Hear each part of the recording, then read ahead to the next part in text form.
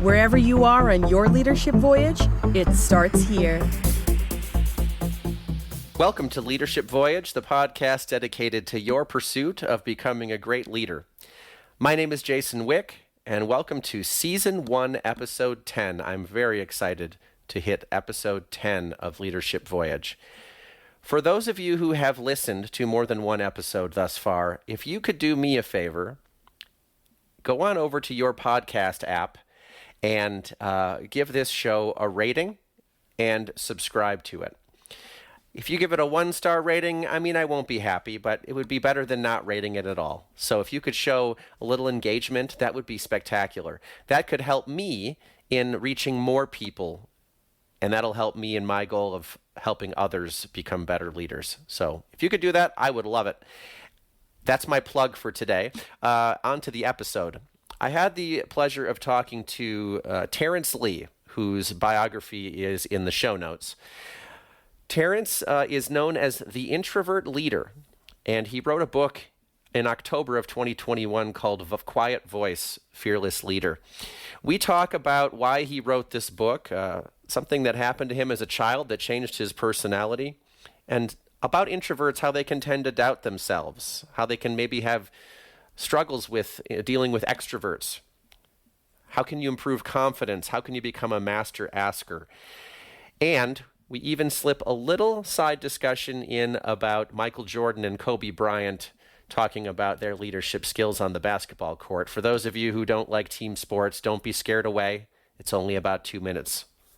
So everyone sit back, relax, and enjoy this 10th episode of Leadership Voyage. Okay, I'm here with Terrance Lee, the author of Quiet Voice, Fearless Leader. Terrance, it's really nice to meet you this afternoon. Thanks for taking a few minutes. Yeah, it's nice to meet you as well. I'm really happy to be here. So gosh, about 10 months ago now, it seems, you wrote this book, Quiet Voice, Fearless Leader. I read it a couple of months ago and loved it, but I was brushing up this morning and was really excited to see it's a bestseller on Amazon. It's like in the top 4 in 3 different business categories. What did you think when you published this book 10 months ago? Do you think you'd be seeing those kinds of results? Absolutely not. I had no idea what to expect. And it's interesting because, when I started writing it, I wasn't thinking about bestseller categories. I wasn't thinking about rankings on Amazon or any of that. I was just thinking about helping introverts, helping people that shared the same kind of situations and struggles that I did, and really just using my story to try to help people in that way. So absolutely not. I wasn't thinking about those things. It's definitely been interesting. And really, it's felt really good to just hear the feedback from everybody, because ultimately I wanted to help people. And so it's been good to see that it's been doing that. That's great. Yeah, I guess the metrics are just the lagging indicators of success of you reaching many more people. So that's so cool. So cool to see. As we were talking before recording, I read the book and listened to some of the audiobook in your own voice. It was really interesting. I don't know if it's because we're both bald and maybe we're similar age and we both like basketball growing up. I don't know.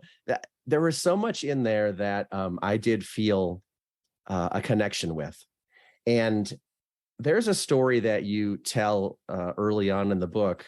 It kind of seems like it's kind of the hook maybe for the book, is an experience that you had when you were a pretty young boy in a choir rehearsal. And I'm wondering if you would mind sharing that for our listeners.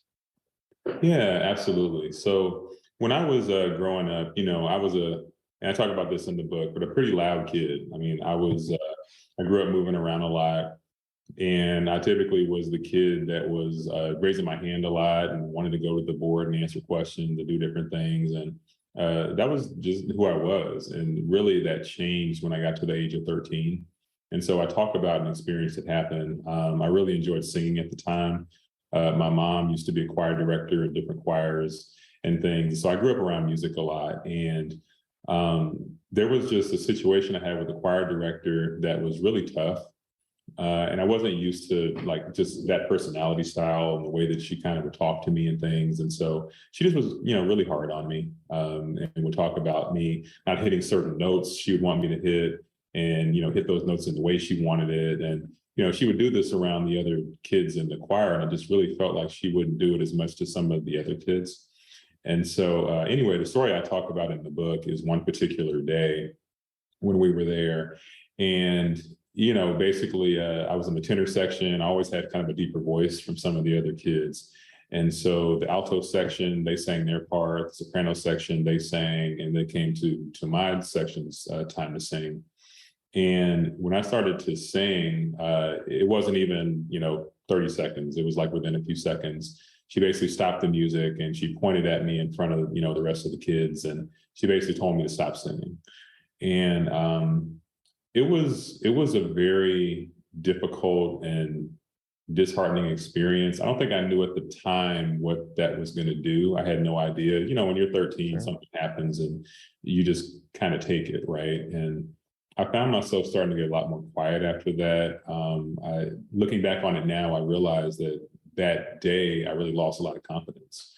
I really stopped speaking up as much. I started to get a lot quieter in class. I wasn't really raising my hand anymore. It changed a lot about just who I was and how I saw myself. And I didn't realize it at the time, but looking back now, I know that was really a turning point for me. So I started the book with that story because I know there are a lot of other people with a similar situation. Maybe it wasn't a choir director. Maybe it was a situation at home, or maybe it was something that, they were told at school, or they were told by a family member, something that might have happened that might have caused a shift in the way that person thinks and the way they view themselves. And so I started with that. And then I wanted to talk about what changed from there. So after that situation, going into the corporate world and still having that lack of confidence, but how I was able to actually use my introversion to my advantage in my career, and how now I fully embrace being an introvert. So it wasn't just about giving that story. It really was about a story of triumph and trying to give people that hope that they shouldn't be down on themselves and feel like they can't overcome those kind of situations. And so, that's why I started the book with that. Thanks for explaining that and for sharing the anecdote. And I mean, I really want to keep the conversation on you and on the tactics. But when I was listening to you recount this story, I was driving in the car around the 4th of July, and like I said, there's just a lot that resonated for me. It's interesting that you say I suspect a lot of people would have identify with it. And so I remember I was on the 8th grade basketball team. Starting point guard, who cares, in 8th grade, big deal. But I felt really confident, right? I felt great. It was fun. And I had a coach who just beat me down. And I was slowly out of the starting lineup. And then I decided not to try out for the high school team, right? And it's really interesting. I was 14. And so at that kind of on the cusp of puberty age, right? And there's these hormones and emotions, and teachers really impactful. Coaches can be really impactful. And I do wonder how many people have really experienced similar scenarios to how you played it out. So I think that anecdote's really powerful. So thank you for sharing more about that. Yeah, absolutely. You use that as a vehicle to talk about introversion, and how you've found ways to use that to your advantage, when in some ways perhaps the deck is stacked against introverts, maybe, in leadership. Now, you cite in the book Barack Obama, Shonda Rhimes, Warren Buffett, and many others as people who we may not even suspect, perhaps, as introverts, but they are introverted. I am wondering, what do you see as some of the biggest challenges in the way that introverts who want to lead? What do you think are some of the obstacles that get in their way? Yeah, great question. So one of the biggest ones that I see since I've started to do this work and had a lot of conversations with different introverts and with extroverts that are in various positions, is one of the things that happens is that we tend to doubt ourselves as introverts. We tend to think that we have to be like someone else. And I know this because I did it to myself for several years. So we're in these workplaces, we're in these environments, and it seems like the people that get ahead, or the people that are doing well, are the people that are the loudest in the room. They're the people that have more extroverted personalities, right? So we see that and we automatically assume that I have to be that to get where I'm trying to go. And we, associate being introverted as there's something wrong, or there's something that has to change, or we have to become someone that we're not. And that's actually one of the biggest mistakes, because ultimately there are strengths to being an introvert that we don't even realize or typically think about. And so I think that's one of the biggest challenges is first just recognizing there's nothing wrong with us. There's nothing wrong with having an introverted personality. I think that's step one, is doing that. And then the other thing is just not holding ourselves back. I find a lot of times that because we can tend to overthink, we can tend to really think through situations deeply, which can be a strength, but sometimes it can hinder us if we're overthinking, and it keeps us from, doing things we want to do, pursuing certain goals. Again, back to because we think there's something maybe wrong or something we have to change, the fact that we're an introvert. So just the overthinking through situations, that can be a challenge. And I think we have to just really learn to lean into who we are.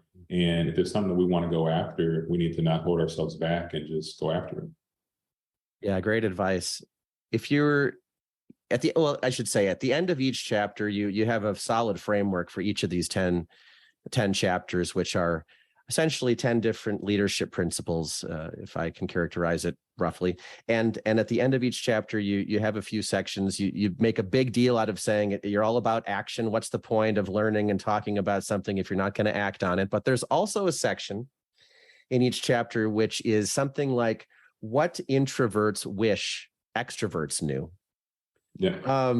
Could you answer that question in the high level? You've done a lot of work. You've talked about this a lot. You've thought about it a lot. What is the one thing, if there is one thing out there, that you wish extroverts would take away from the book if they were to read it? So I would say, and again, it's going to sound like I'm repeating here, but from a stance of being an extrovert, to realize that your introverted friends, your introverted coworkers, your introverted family members, they don't have to be like you.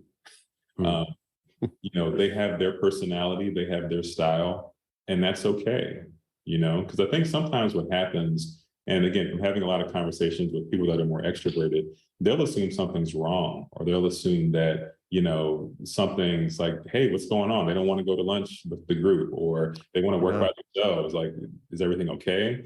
And no, everything is perfectly fine. That person may just be more productive working by themselves. Or they might have been in a group all day and they just want to take some time to themselves to recharge. And that's one of the natural things of being an introvert is we value alone time to recharge. So I think that, as extroverts, one of the things that is just so key is to realize there's nothing wrong with your, introverted friend that and to really just accept people that have different personalities. And I think the better that we can do that, then it'll just help us to all coexist and be able to work better together. Thank you. I know that, at least here in the US over the last handful of years, we've had so many discussions about diversity in different frames. And I love this additional angle of introversion and extroversion as an asset for diverse teams, right? And diverse ways of working together.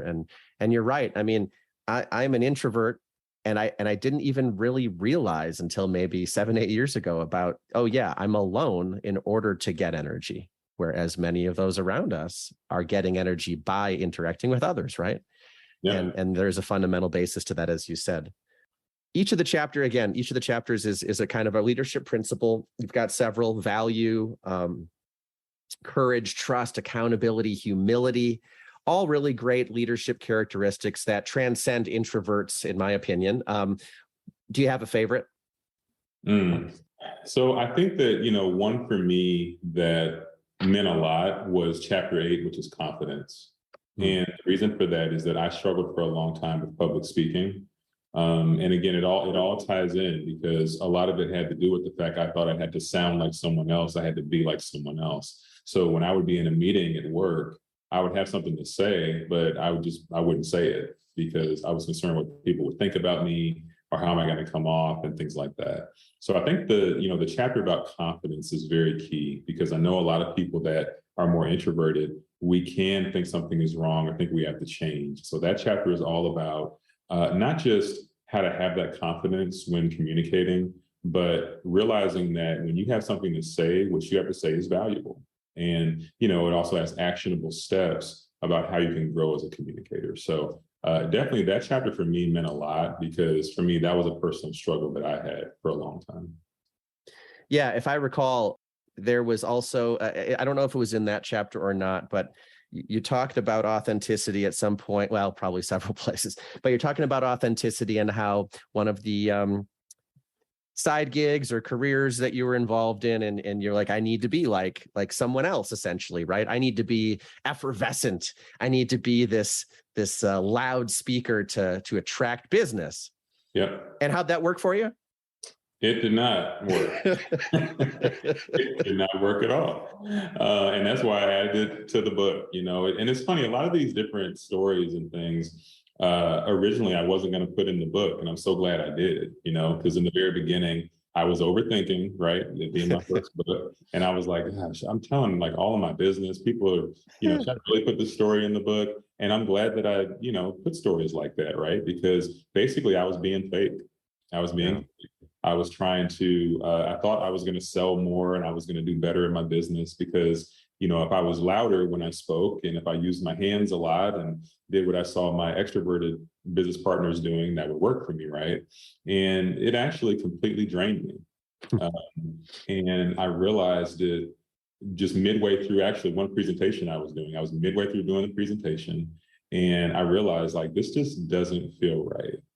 And it was really a turning point for me, because I started to realize, I can have my own style. I can have my way that I communicate, and that can be perfectly okay. I don't have to sound like anyone else. I don't have to be like anyone else. So, and what I loved that you added on top of that was stating confidently, that's my style. It might not be for everyone, and that's okay, right?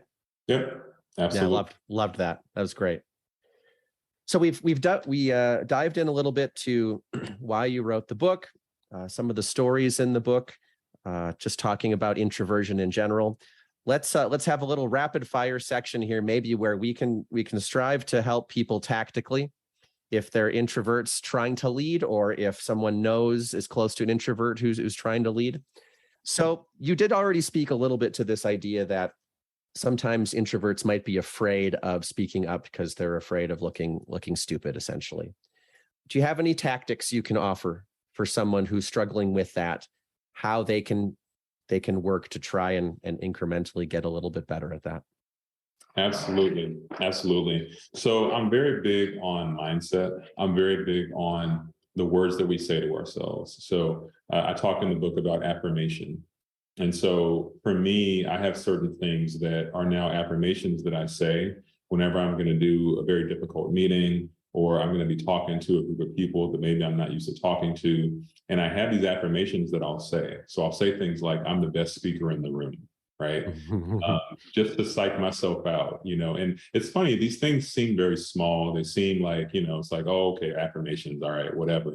But these things actually make a huge difference, because on the flip side, what we do a lot of times is we'll say the opposite to ourselves and we won't even realize it.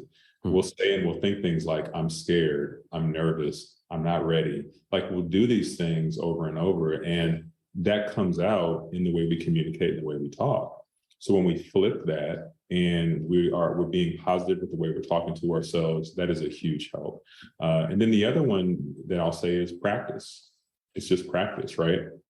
So one of the things that helped me a lot with meetings and having difficult conversations and presentations was to just continue to do it over and over, sometimes to myself, right? So if I have a presentation for work the night before, what I like to do is I'll go through my slides. I want to make sure I 100% understand what I'm going to be talking about. I know my subject matter, and then I'll practice. I'll practice like, just like I'm in a meeting, and I'll run through the slides and I'll do that. So, the positive affirmations, and then just the practice, the more that you practice, the more comfortable you get. I think that when, you get really nervous, is typically when you're not that prepared and you're talking negatively to yourself. That's usually things that, that causes the nerves. So those are two things. Awesome. Thank you. You said in the book also that when someone has a decision to make, you encourage them to be a master asker. So before we get to some tactics, what's a master asker? Yes. So a master asker, and I use the illustration of actually my first business partner that I used to work with several years ago. And he would ask a lot of questions and I didn't understand. And so a master asker is somebody that does not just assume that they have to know it all themselves. And they don't assume that they have to just go get all the answers themselves. They assume that I'm going to ask the questions that have to be asked, and then I'm going to make this tough decision or I'm going to move forward. So it's really just being someone that's willing to ask the tough questions and seek knowledge, really, because, nobody knows everything and nobody should put the pressure on themselves to have to know everything. So that's what a master asker is. That's great. And how do you think someone can become better at developing the master asking? I feel like if I say it too fast, I'm going to say something inappropriate. Master asking skill. How can someone develop the master asking skill? Yeah, so I think that, this is one where, when someone's in a situation that requires some, different information or questions to be answered, I think it starts with, first of all, kind of what is your end goal, right? So what is the decision that has to be made? What is the end goal that's needed? So start there. And once you know what information you're trying to get, then start thinking about what are all of the gaps? What are all the questions that I need answered in order to get to this end goal or get to this result? And then it's about who are the people that can help me to get these questions answered, right? So you kind of come up with a game plan that way. And then it's about just having the confidence and having the humility, I'll say too, to just ask questions, to not feel the pressure that you have to know it all, because you don't, right? So it's just having that game plan and then just being, humble and open enough to reach out, ask questions and do that. Yeah, that's great. Thank you. And that, those relate, this relates to the, to the overcoming the fear of looking stupid, it seems as well, right? No, that's great. So we've got some really nice actionable things that people can work on in developing their leadership skills here. You do also talk about the advantage of being a master asker when it comes to decision making. As you've portrayed introverts, also say perhaps you can overthink it. So I am curious, master asking to get enough information to make a decision without maybe getting into analysis paralysis. I'm curious if you have any commentary on kind of that fine line for someone. Yes, that is a very fine line, because what can happen is you can ask questions and you can get to a point where you are overanalyzing. You're asking too many questions and it gets to a point where, you may never make a decision, right? Mm-hmm. So there is a certain point where you have to do what I call take imperfect action. So imperfect action basically says, okay, I might have 70% of the data that I need. I mean, I'd have 100, but I've got 70. And based on my gut, based on my experience, based on the information that I've gotten from my team members and the people I've talked to, I'm willing to take the risk of moving forward with this decision, right? So it's really about, you may never have 100% of everything that you need, but as long as you have enough information to make an informed decision, just being willing to have the courage to move forward. And it's tough, right? Because some people are perfectionists. Some people want to make sure they have every I dotted, every T crossed. And honestly, that's kind of how I'm wired. So this for me has been an adjustment. I've had to learn that I may not always have all the right answers, because sometimes there's just not even time to have all the information. I mean, like the type of programs I work on, I'm sure a lot of people that are listening to this, sometimes decisions have to be made quickly, right? And you may not have all the answers, but you have to move forward. So it's really about just, you may have to have the 70% solution and not the 100, and be able to move forward with that. Yeah, great. Thank you. There's so much to be studied and understood about decision making. I don't know if you're familiar with Farnham Street, but it's like the group's entire focus, it seems, is on decision making. For anyone out there, check out Farnham Street. It's very interesting. Yeah, 70% of the information, that seems to be a thing that's come into the general consciousness the last maybe 5 or 6 years, right? There's not a whole lot that happens after 70% that's going to probably sway you, is there? Right. That's true. Yeah. Yeah. Okay, lots of good stuff related to introversion, related to leadership, decision making, and so on. Before we wrap it up with the last couple things, I those of you who don't like sports, you can mute this for 60 seconds. I got to ask you, because it's a hot topic amongst the my 8-year-old son and his friends. Who do you think is better, Kobe Bryant or Michael Jordan? Oh gosh, now we get to the hard questions. Yeah, I know. So see, I'm from the Jordan era. So I was born in '81, and I grew up playing basketball my whole life. So I'm from the era that saw Jordan, dominate, and they eventually overtook the Pistons, and then he won the 6 rings. But then I also watched Kobe's ascension, right? So I got to see that as well. I gotta go Jordan just because of the era I grew up in. But I gotta be honest, it's really close for me. I mean, Kobe was amazing. And I pretty much have them like number 1 and 2. It's like right there. Do you have thoughts on them as leaders on the basketball court? Like how they carried themselves with their teammates or things? Because I mean, for those of us who are sports fans, if you're into basketball, I'm sure we've seen The Last Dance by now, the 10-part documentary about the 1997, 98 Bulls, I think it was. And I'm just curious if you have any thoughts on their leadership styles. It's funny you say that, because I remember watching The Last Dance, and it's around the time I was finishing up writing the book. And Michael Jordan, by the way, I've learned is an introvert. His personality style. They say that, when he was playing for the Bulls, he would spend a lot of time in his room by himself after the games, which I found kind of interesting. But anyway, I think that his leadership style was definitely not my leadership style. I think Jordan's style was a lot more in your face, aggressive, but he was, he wanted to win. I mean, he was just he was a different personality in that way. He was obsessed with winning. I don't know. And they won, right? So some people would look at the documentary and they would say, oh, well, he was a great leader. I mean, they won 6 titles, right? But I don't know. I think that with leadership, there is a certain level of empathy that needs to be there as well. So I'm not going to say that he was a bad leader. I would say he was a very different leader.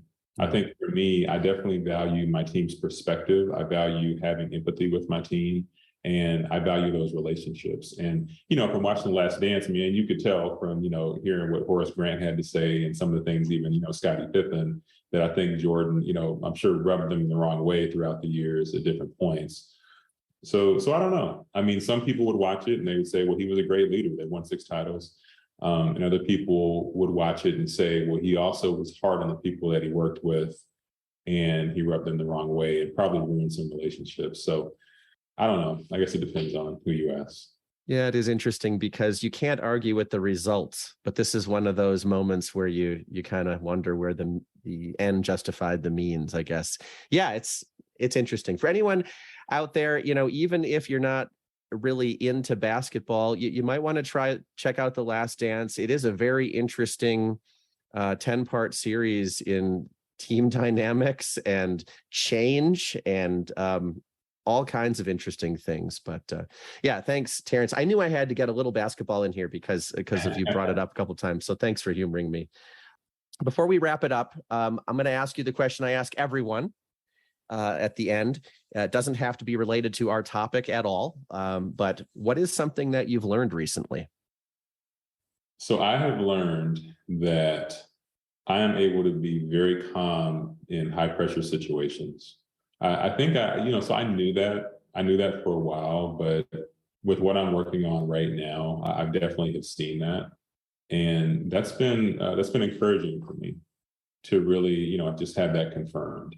I've also learned that if I don't, if I could share, I guess the second one, I really do care about people. And that might sound, cliche or Hallmark or something, but I really do. And I've just seen some of the things that the team I work on right now, things that we've been through, a lot of the challenges we've been facing and different things like that. And I really do want to see people just in a good space. I want to see people win. I want to encourage people. Like those things bring me joy. So I've really, been learning about myself here recently. So yeah, so those are two things. A wildly successful book everyone should read. Where can people reach you, connect with you, learn what you're up to, all of the above? Yeah, absolutely. So right now, people can connect with me on social media. They can follow me on Instagram or TikTok at The Introvert Leader. I'm also on Twitter at Introvert Lead. And people can connect with me on my website, quietvoicefearlessleader.com. And I actually am in the process of creating an online course called the Introvert Career Blueprint. Beautiful. And people can pre-register for that for free at introvertcareerblueprint.com. That's great. Thank you so much, Terrance. Well, it's been my pleasure talking shop with you today. I will hope to keep this conversation going, and hopefully you'll continue to help more and more people out there with your personal experience and wisdom. And thanks so much for coming on today to talk shop. Absolutely. I appreciate it. It's been a lot of fun.